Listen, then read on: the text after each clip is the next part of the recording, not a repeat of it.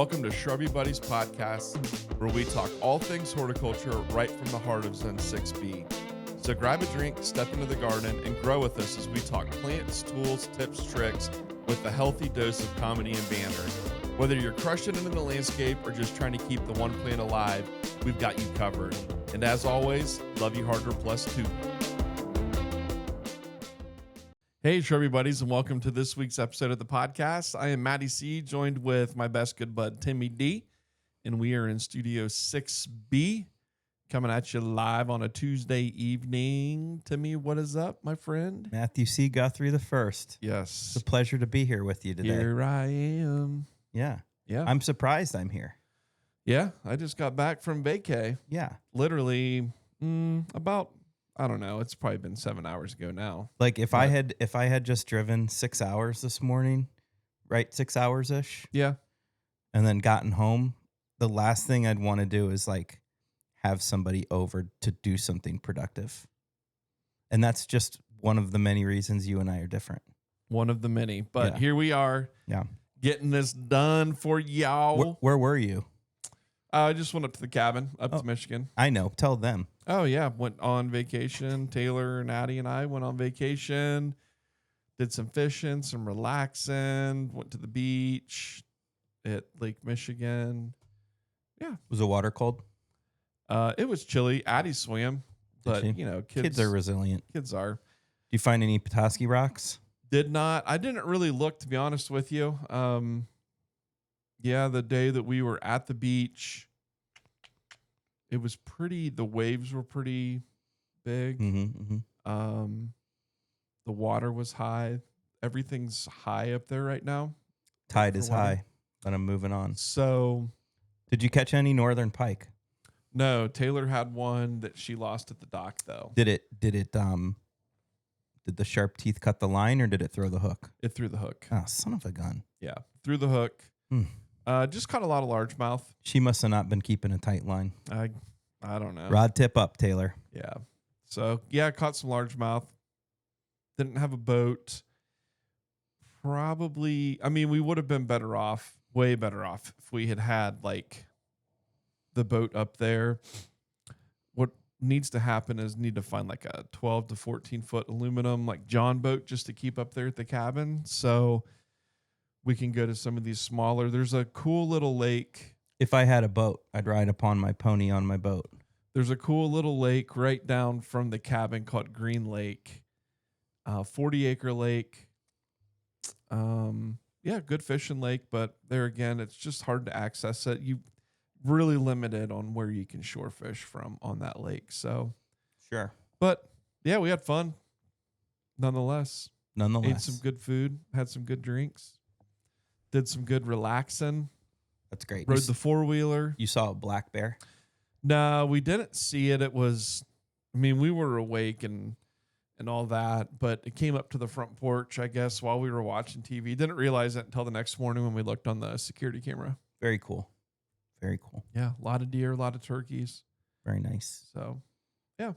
You met a nice artist in Traverse City and bought one of his art pieces? I bought a print from, I can't remember his name off the top of my head. Sorry, I didn't mean to put you on the spot. No, his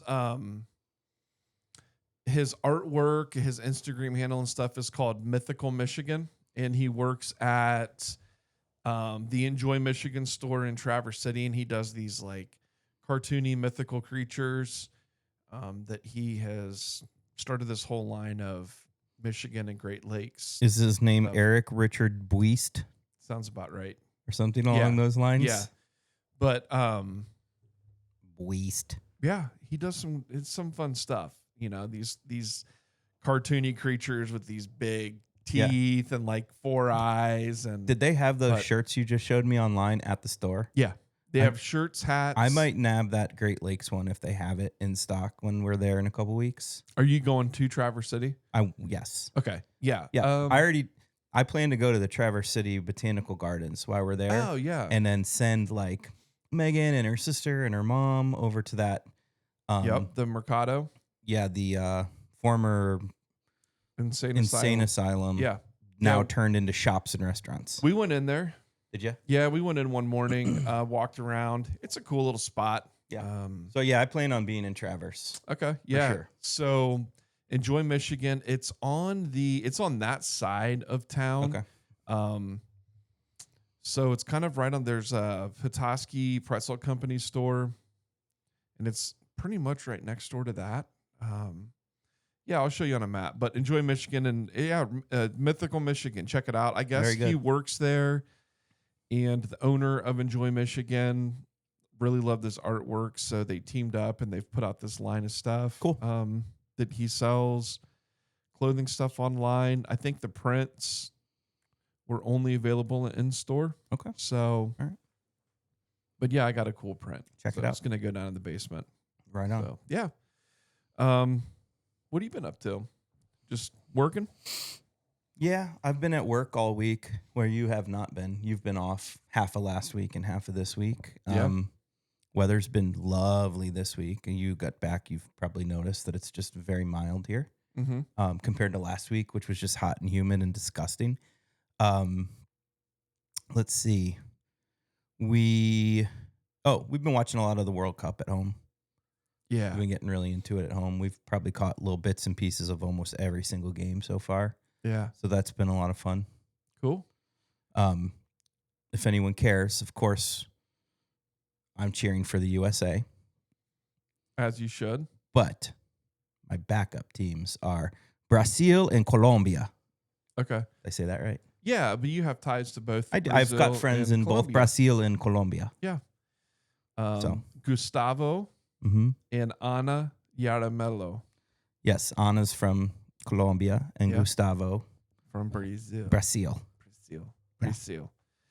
That's cool, man. Oh, I forgot to mention while we were up there, we did some. Well, I didn't, but Addie's on this kick right now where she wants to mountain bike.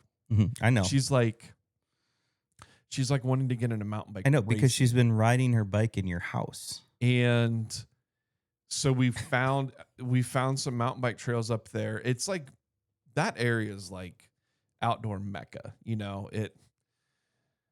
If you like hunting and fishing, you're right in the heart of all of it. Mountain biking, there is so many like mountain biking trails up there. Yeah. We went to Glacial Hills outside of Bel Air. There was a really cool beginner's loop there, little warm up thing, if you will. Probably about a mile and a half long single track like loop that she was doing. So that was fun seeing her kind of get into that. And then she was all on this kick on the way home, like, I want to eat good and get strong and eat all this protein and get my legs strong because I want a mountain bike race. Very good. Maybe she'll stop riding in the house. Probably not, but we'll see. So, whatever. I was over here last week. She was riding in the house, and quit riding your bike in the house. And she said, "But I washed it." Yeah, she did. She washed it with soap and water out in your driveway because when I got there, it was I know water everywhere, and she washed it so she could ride it in the house. So whatever. Kids. There's worse things in life. Oh, yeah, for sure. So, Yeah. Mountain biking in the house or sex, drugs, and rock and roll. Pick one. One or the other. Yeah, speaking of rock and roll. Albums, songs. Yeah, so we drop a song for you each week. We missed last week. So we're going to make a playlist on that. Yeah. And Matt was last week's song, and I dropped the ball. He had it. He knew the song. He just didn't. So the song last week was Fish with the PH from the album Farmhouse, which is an amazing album. Mm-hmm. But the song is Bug. Yeah. From the Farmhouse album. Cluster Flies Alas. Yes. And your song? Little We Can Do But Swat Them. But that's not even the song. That's not even your song. That's just Farmhouse. Just the title track. It's a great album. It is an amazing album. Yeah. I think probably Farmhouse. This is probably so like pedestrian of me, but that was probably the song that got me into Fish. That's okay. But that's probably very pedestrian of me. So pedestrian of you. Yeah. Like people like Fish fans are like, ugh. What a loser. You're so mainstream. It's a good song. My song is Right Back to It by Waxahachie and MJ Lenderman. It came out in 2024. It's off of Waxahachie's Tiger's Blood album. And I heard some MJ Lenderman on the radio today, and it reminded me of that song that came out a couple years ago. And I recall listening to that song a lot driving home from here. Oh, right on. In the early stages of our podcast. Yeah. I would always you'd record the podcast, you're kind of up on a high and you're jacked up, and I drive home and I crank that up and just, belt it out alone in the car. Yeah, dude. So, nice. That's my tune. So we got 2 tunes this week to cover for the missed one last week. Shame on you. This is going to be a good playlist. Mm-hmm. I can't wait to upload it to Spotify and me too. Apple Music. So me too. Sweet. So this week's topic, we want to talk with y'all about a trend that we're seeing in the perennial world, perennial and shrub world, but we're going to talk strictly perennials today, and that is plants with chartreuse or shades of yellow type foliage. Golden chartreuse foliage. Yeah.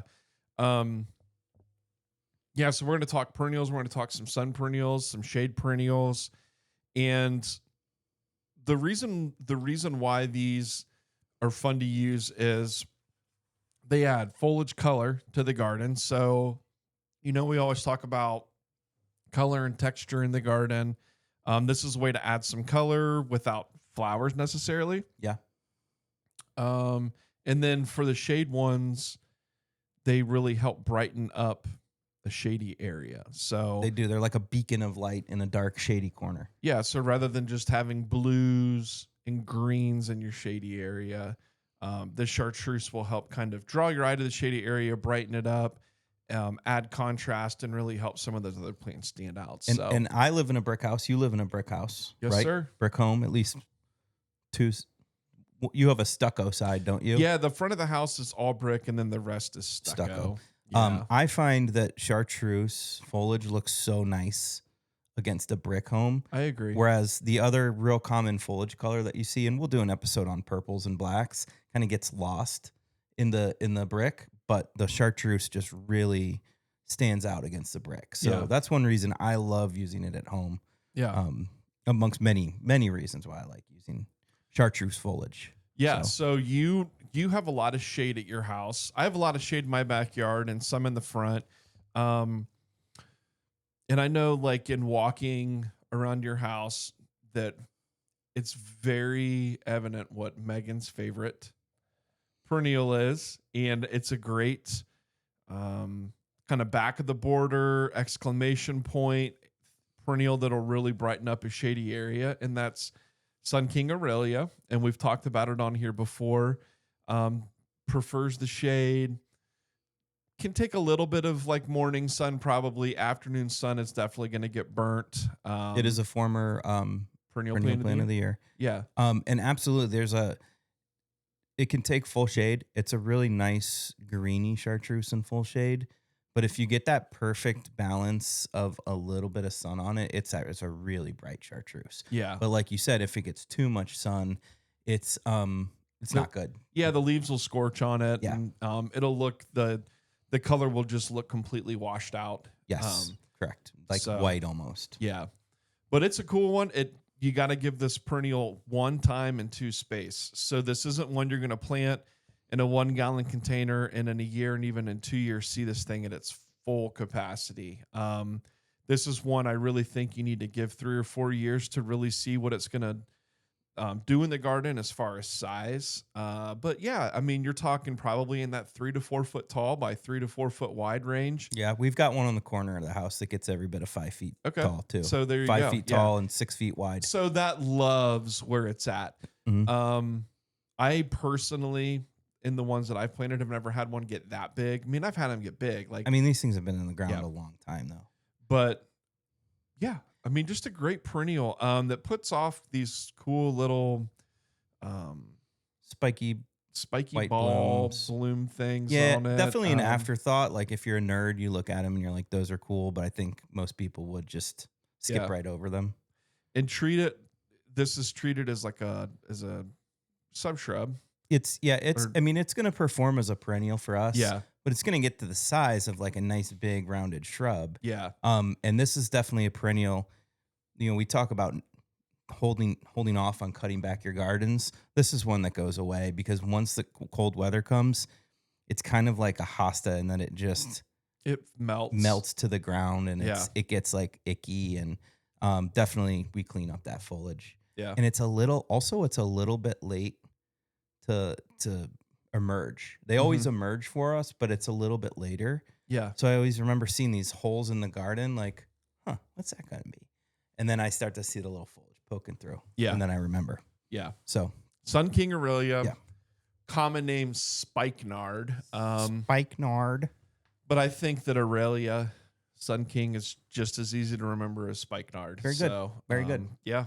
So we're starting on shade, huh? Yeah, I just figured, cool. That we could go right into shade because it's something that we both have. I think that a lot of people do have shade and sometimes struggle with finding the right plants for shade because we can get them. We can get all kinds of blues and greens to go in the shade. But let's talk about some shade yellowy plants. To right help on. Brighten that up. So, yeah, and I thought Sun King would be perfect because Megan loves it so much. Yeah, Megan, you can be done listening now. So we covered Yeah. your favorite plant. Sayonara. Another one that we have at home is Amber Moon Astilbe.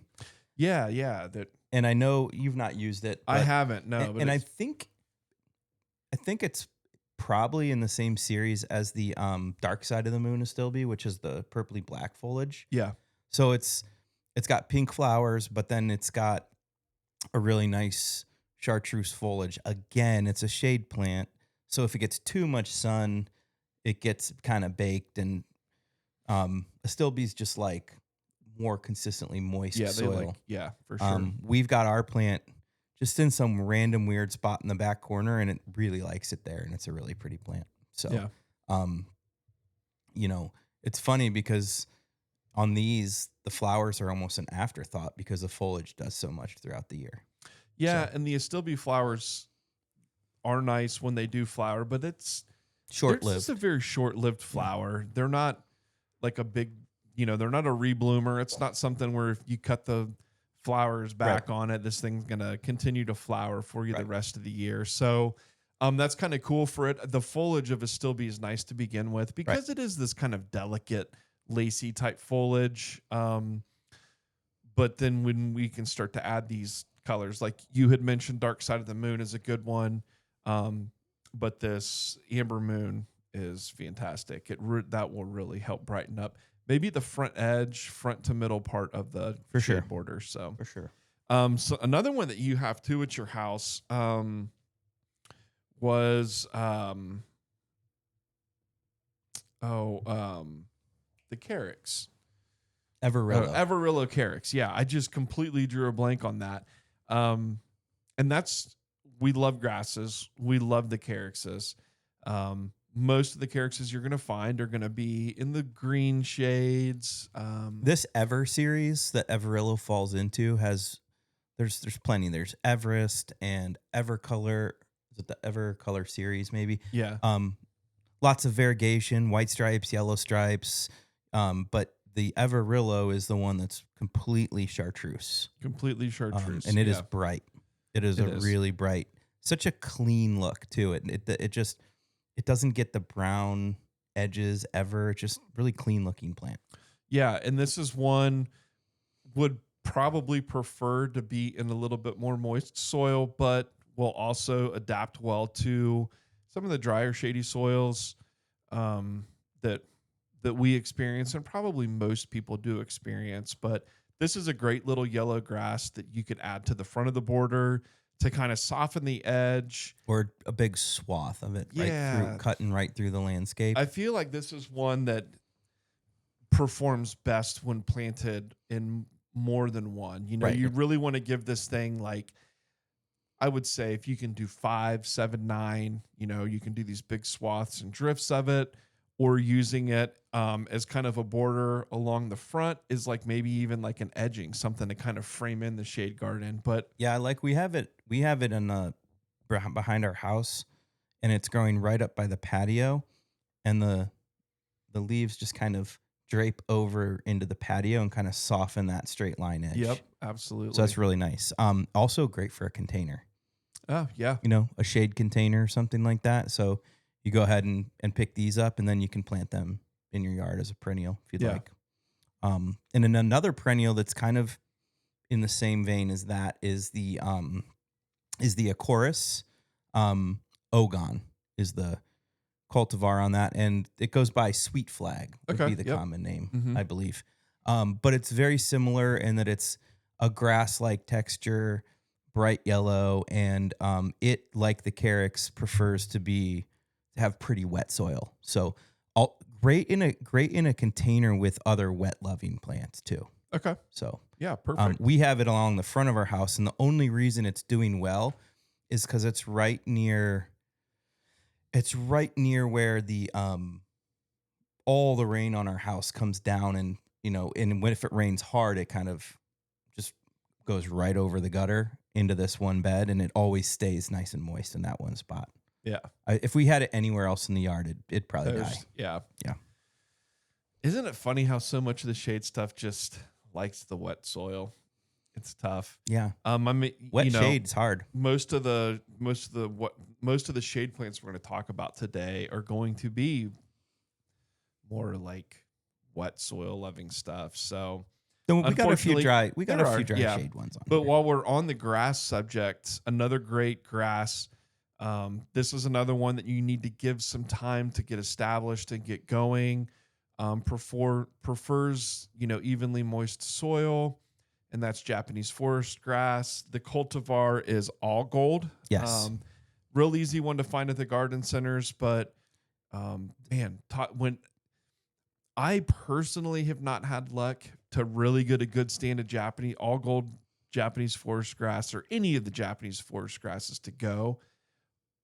But boy, do I love them when they've got them going. You know what I mean? Like, especially like if there's like a little water feature or a stream and you've got, I don't know. Yeah, man. Because it does have a very Japanese garden vibe to it. Sure. It's very flowy, and it is very slow to get going, but once it goes, it's very tough. And it is great. It can create a really nice mold. Like, it can cover the ground. Yeah. And just be... It's dense, too. It's very dense, and it has a very similar habit and form as this Carex and this Acorus we talked about. But I would say the leaves are a little bit fatter, a little bit wider, and then they come to a really nice point. So they just have a really nice texture when you put all that together. Yeah, it's a little bit more, the plant's a little bit more coarse. It's probably going to hold its presence more in the garden than some of these other things, but it still is soft enough. You know what I mean? The way it flows. So yeah. I think, and it does a really good job in dry shade. It can't do good in dry shade at the beginning. Like, you really need to baby it at the beginning, but once it gets going, it's fine. Yeah. Kind of like Randy Beefgrass in that sense, epimedium. Mm-hmm. Like, very drought tolerant, but it needs a lot of water up front. Yeah. So on the front side. But what's a good one that can take dry shade, and I've got a couple at my house that were, I don't know, I feel like the save me plant racks, like the I'm going to die if someone doesn't buy me for $1 plant racks. And that's the citronelle heucheras. And boy, do those things just perform. There's a lot of heucheras that offer a lot of fantastic foliage colors. And I would say heuchera is probably one of the easiest ways to get into foliage color in the shade garden. Right. And there's a lot of yellow chartreuse golden ones, but it's the citronelle. Citronelle just seems to perform really well. It has big, soft leaves, nice, clean look. So bright too. Bright. They really, really brighten up the shady spot. But yeah, that's a great one if you have heucheras and maybe you don't have one of these yellow or chartreuse color ones, try citronelle. Yeah. It's a great one.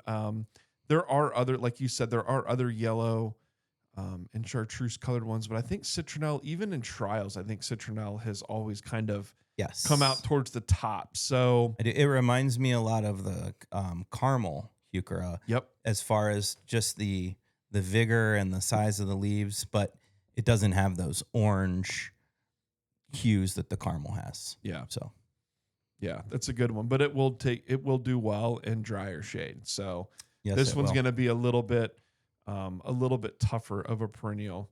So, and let's use our heucheras in mass, people. Yeah. Let's plant at least 3 of them together. Unlike me, where I just have onesies. But they were like, hold on. They were on the rack, and there weren't many of them. And I'm not going to let that good plant die. I get it. I too often see heuchera used as like little polka dots in the landscape, and I want it like let that thing have that moment. All right, I'm going and buying like 8 more. Yeah. Okay. And that's just to again slam in there. That's just my opinion. That's just my design opinion. That's not facts, but I know. Kind of I know. Okay, so hostas are kind of the quintessential shade plant, right? They come in all types of shapes, colors, sizes, textures, you name it.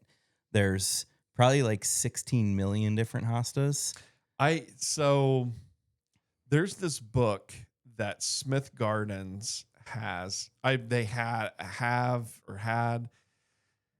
and correct me if I'm wrong. It's called the Hostopedia. Now, this book that they had was not new and updated. It was an older book. So you can only imagine how many new hostas have been introduced since this was published. But I think that there were 10,000 pages in this book. A thick one, huh? It was like, 5 inches thick. That's awesome.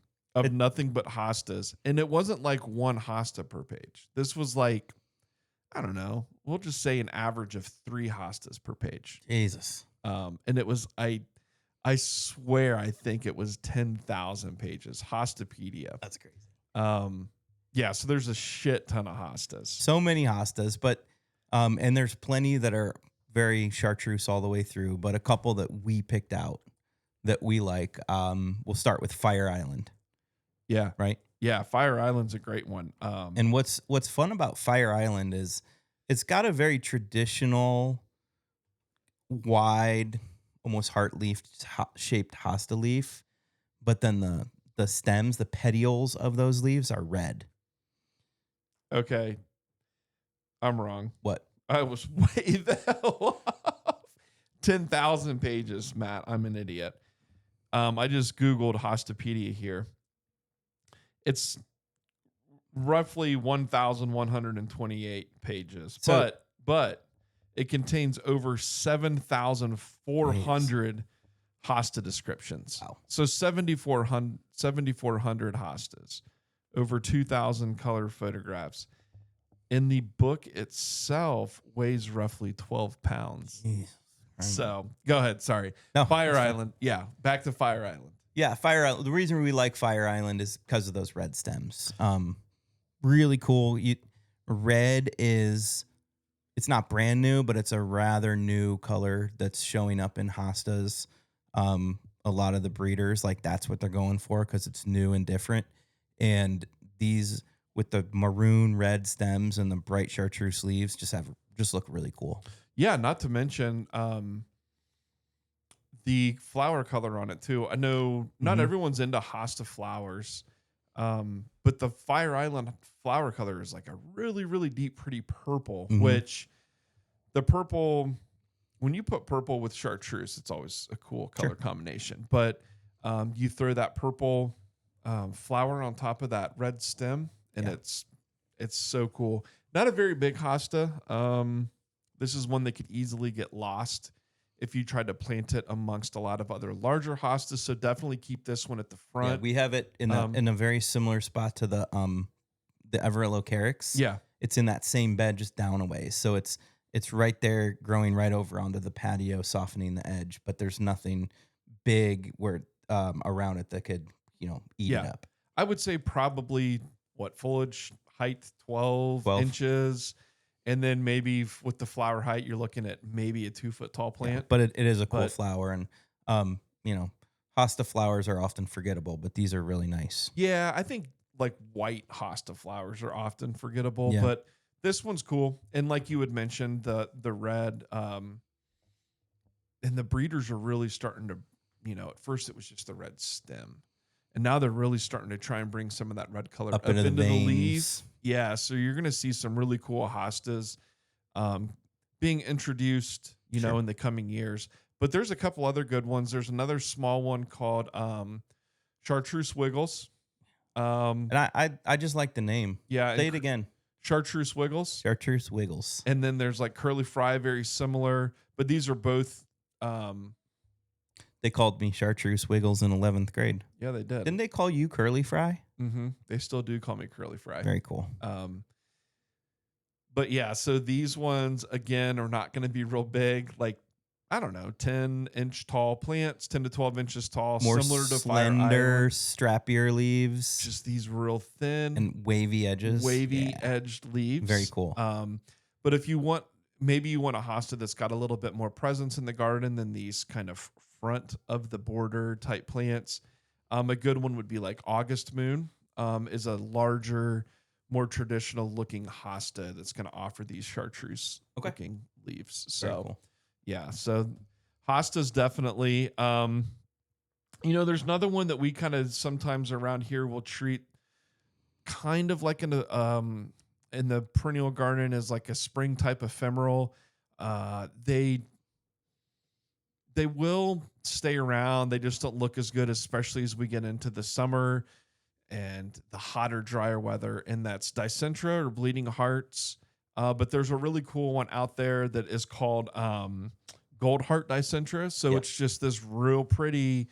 The foliage is the same shape and texture as the Bleeding Heart that you would be used to seeing, but the foliage is yellow, or this real pretty chartreuse, and it just makes those fuchsia colored hearts just really pop off of the plant. So it's really cool, and I've noticed where you have it planted around the Kaufman House in Dublin, it's real vigorous. Like it really likes it there. It's got a lot of good vigor. I need to add some stuff to that though, because there again, it's one of those plants that come July and August, it's really just kind of, unless it's in a kind of a cool, shady, wet area. But it will often just kind of melt away with the heat, Yeah, especially if it gets a little bit more sun. So, but yeah, so that's a really good one there for another good one for the shade. So cool, bub. Yeah. That's a good list of shade plants to brighten up those. You like that? Those dark, dirty corners of your yard. You got your work cut out for you getting me some pictures of all this stuff. You know that, right? Yeah, B-roll. B-roll, baby. I do. I'll get you the damn pictures. I know you will. I'd never worry about that. So, all right. Full sun garden. We talked shade. The chartreuse does a great job of brightening up shady areas. The chartreuse isn't going to necessarily brighten an already sunny area, but it is going to help add contrast to other foliage plants or other plants with different foliage color. It's going to help make some of these other plants' flowers look a little bit more intense and pop a little bit. So still an important thing for the garden in the full sun. And it also, you can use these like contrasting colors and these bright foliage colors like chartreuse to help draw your eye across the garden. Exactly. Yep. So, and also you kind of touched on this, but it can be like a bright spot in a sea of green, especially when if your garden's in one of those lulls where there's not a lot going on flower wise come July, August, and you've got these bright spots. It still provides some lovely interest. It does, but the goal is, people, playing your garden so you've always got something going on and you're never in that lull. Chronological, that shit. Chronological it. Yeah. So one of the most common tough-ass full sun perennials, I would say at the garden centers is Nepeta. Cat mint. So there's been all of these different cat mints that have come out in recent years. There's the tried and true Walker's Low, still probably the number one selling cat mint. There's Junior Walker. There's the Cat's Meow. There's, what are some of the other ones? There's a lot of riffs on cat words. All cat stuff. But in recent years, there's been some introductions. There's two that I'm aware of. One's called Chartreuse on the Loose. Mm-hmm. And then I think that there's an improved version of Chartreuse on the Loose called Lemon Perfection. Purr. Yeah. Perfection. Lemon Perfection. But these are cat mints with yellow foliage. Yeah. You still have the pretty purple flower. Mm-hmm. You still have that tough ass plant that can just power right through any of the hot and the plant that can be sheared back 2-3 times a year for reblooms throughout the year.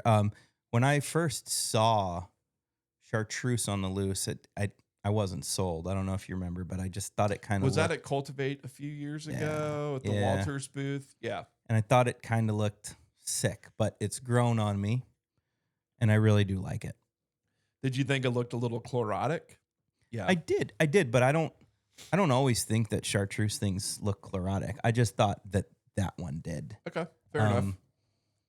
I don't know if it was like some of the lower leaves that were being shaded out were greener, so it had like a two-tone Chartreuse green look to it. I don't know, but it's definitely grown on me with those bluish purple flowers set against that Chartreuse foliage. So boom, man. Yeah. And what a freaking color combo, right? Great deer resistant plant too. Yeah, that scent really helps keep them away. So, and if they bring the pollinators to the garden, I mean, they're just a really, really tough plant. And, it seems like sometimes everyone's out looking for the, like, oh, I need to get this like super unusual and rare thing because everybody's got this planted or everybody's got that planted. But, I mean, sometimes that's okay to use, the thing that everyone's got planted. And there's a shitload of Nepeta planted around the city of Dublin, and for good reason, because you know what? When that stuff's flowering in late spring, the city looks amazing.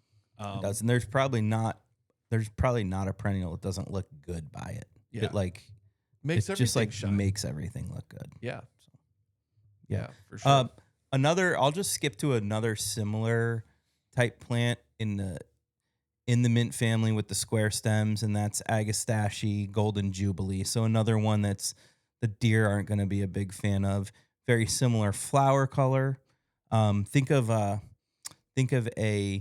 Agastache Blue Fortune with yellow leaves, with chartreuse leaves.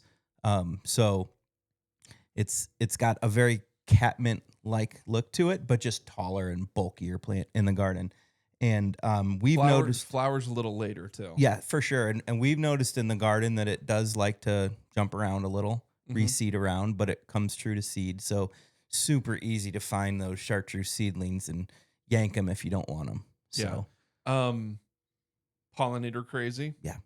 Okay. And let me ask you this. So I know with Crazy Fortune, which is the variegated like Blue Fortune, it will...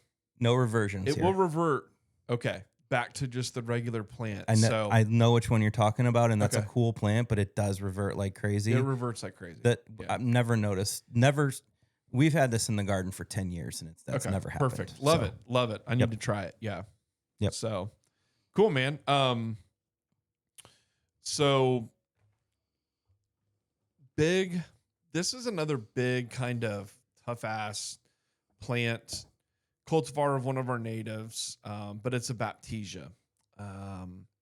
3 foot by 3 foot, so it does take up some real estate in the perennial garden, but it's called Golden Anniversary. And just think of like your traditional Baptisia with the pretty indigo-y. False indigo is the common name on Baptisia. Yeah, the indigo-y colored flowers, and just give that green foliage some bright chartreuse foliage, and that's what you've got. So it's this bright yellow plant with these pretty long spikes of purple flowers in the spring. The flowers give way to the black seed pods, which still looks good against the foliage. In the pea family, so it yeah. has that very classic pea-like foliage and pea-like flower. Circular, matte colored foliage, but MATTE. Yeah. Not like you, Matt. No, MATTE. But yeah, great plant. Baptisia Golden Anniversary. Again, lovely plant. Really clean look. I love that plant. Again, another one that's tough as nails. I mean, you plant this and you get it established. Baptisias in general. And got to be careful with Baptisias, though. They have a presence in the garden. They're not for a small, slender border. You need to plant those in a pretty big perennial border, because when they get happy, they'll start to outgrow that space quick. And they are not an easy one to dig up. No. So this is one of those plants that kind of, when it's there, it's there forever. You're going to have a tough time getting rid of it, and it will reseed itself around too. But it's a beautiful it's a native plant. So not, when we say it's tough to get rid of, it's not in a bad way, just in a way that it's just like native. It has good deep root system. Yeah, this is one that adapted to prairies. I think what I'm saying is, like, if you plant it in this spot, and 10 years from now, you're like, I don't want it there anymore. I want it over here. Sure, you can dig it up and move it and transplant it, but you're probably still going to have it in that spot. Even though you think you got rid of that damn thing, I'm pretty sure it's still going to be there. Yeah, you leave any root in the ground and it's gonna resprout. Yucca's another one that's that way. Oh, I know. Tell me about it. We got one at home. Stump ground yucca like 2 feet into the ground. I dug it out with a freaking excavator, and then we stump ground what we could that was in there, tilled everything, put new soil in, and it was like 3 years later, little yucca sprouts. The yucca, and it's back in full force. I know. And I'm just like, what the hell? Megan recently dug out the one in our front yard. We're doing a little bit of renovation up by the lamppost, and I keep adding things to this little bed, and every time I go to add something, one of these little yucca sprouts is there. I don't know if like the key is to cut it and like spray it or what. But I think yuccas are they're adapted to a very harsh desert environment. So they have a very like big, deep root. Dude, so if you don't get every piece of it, it's just going to continue to make more yucca. That root is like dancing down in China right now. You know what I'm saying? Yeah. Remember being a kid and trying to dig to China? That root's really got there. Yeah, yucca's got it done. So, shit. Yeah. So what did we hit on? The Baptisia. Okay, so the Chartreuse plant that I've been using a lot. Here it is. Is Brent Horvath's. Here it is. Introduction, Golden Needles. Here it is. Sporobolus. Yeah. So it's a prairie drop seed. Love it. So it's a native grass, one of my favorite native grasses, just a wonderful airy texture in the garden. And I was just in my cottage garden yesterday, and I'm just amazed at how vigorous this thing is. We've talked about this one. Yeah. So vigorous and so lovely and just so bright. So I planted a bunch of little spots of like 3 to 5 throughout the garden, and they just draw your eye right across. So Megan planted some of that at Inniswood last year when she redid the front entrance beds there to the gardens. And how was she liking that? She loves it. You know what she said? Okay. She said she needs more. Yeah. Because I think, wasn't she, if I could be completely wrong here, Megan, so if I am, I apologize, but wasn't she a little on the fence about using it? She was, and she used it kind of sparingly towards the front of the border, but I think now that she's seen it, she wants to kind of create weave it all through. Yeah, little rivers of it, weaving through the garden. So that'd be a great it's thing like to do. She could use it like the copper and solder of a stained glass. You know what I mean? I have no idea like what you're talking all about. Of these like stained glass, like tile mosaic things, right? And then the prairie drop seed golden needles could be like what holds it all together. Okay. Like the grout on tile. Sure. Okay. All right. Sorry. I get it. You get what I'm getting at? Yeah. So, right. Hey, Megan, do that. Yeah. I was copper and solder. Anyways, moving right along here. There's a perennial that I've used I know I used it. I really like, who posted about it? It's the was it Nick McCullough out in New Albany? Are we going with the Persicaria here? Yeah. Oh yeah. I'm sorry. I didn't mention that. Yeah. Persicaria. No, is that what? But is that It what you is. were? Yeah. Okay. Golden Arrows, glowing reviews. Glowing reviews is a. I did see it recently on my Instagram feed. I don't remember who it was though. Yeah. I think Nick used it, and it kind of turned me on to it. But this is one full sun, likes a little bit wetter feet. It can take some shade, like maybe even a little afternoon shade. Probably wouldn't hurt it. We have it in our back corner, and it gets some shade back there. Yeah. So maybe not, especially if it's going to have drier feet, maybe not something that you want in that like sun up to sundown. But like if you've got 6 to 8 hours of sun the first part of the day, and then you have that late afternoon and evening shade With ample moisture, it'll yeah, probably with do fine in the full sun. But yeah. But this is a great one. Mountain fleece is the common name for it. There's a couple different ones. There's golden arrows, which is the more not traditional, but the standard for the yellow foliage. Mhm. And then there's an improved version called glowing reviews. yes, Very similar plant, but with more vigor. But it's just a real nice, almost these like, are they like kind of heart shaped or spade shaped leaves? Yeah. Kind of has this wild, look to it with how it grows. I don't even know really how to describe the plant. Probably going to get in that 2-ish foot tall range, something like that. And it just gets these, the flowers on them are these kind of long, furry red spikes. Yeah. The little not tubular, but these little cylinder looking type flowers. And it just kind of loads up. The flowers, like one flower by itself isn't anything that's going to wow you, but True. it really loads up on the flowers. True. So, yeah, I don't know. I've used it. I've got it planted in an area that gets more moisture. I've got it planted with. You have it in your rain garden. What's that iris that I used? The versicolor. It is, but it's the one that is it Black Flag? Iris versicolor. It comes out black. Anyways, versicolor. Versicolor. I'll acknowledge it. Okay. Versicolor.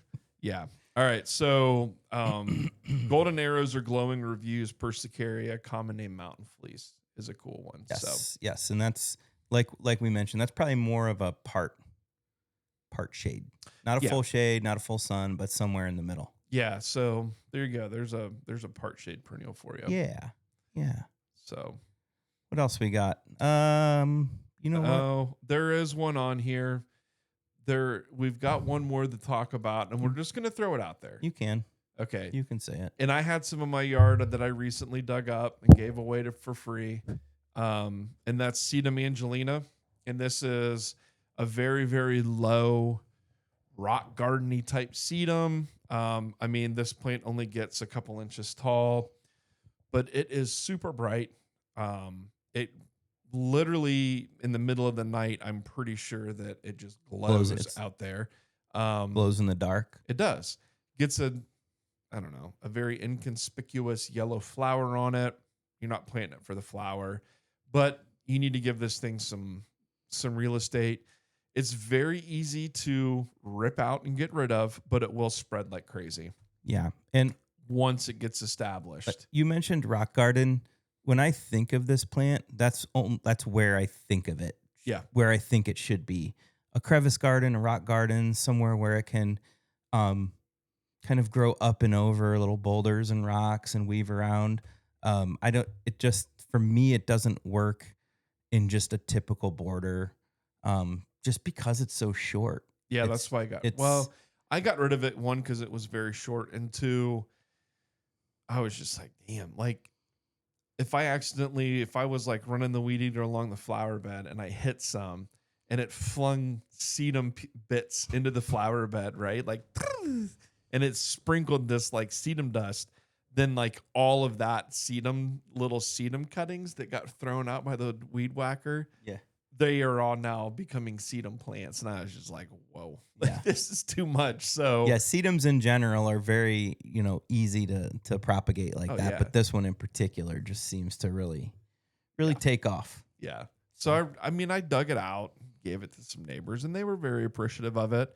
So I think it'll be a good plant for them, but just not for me.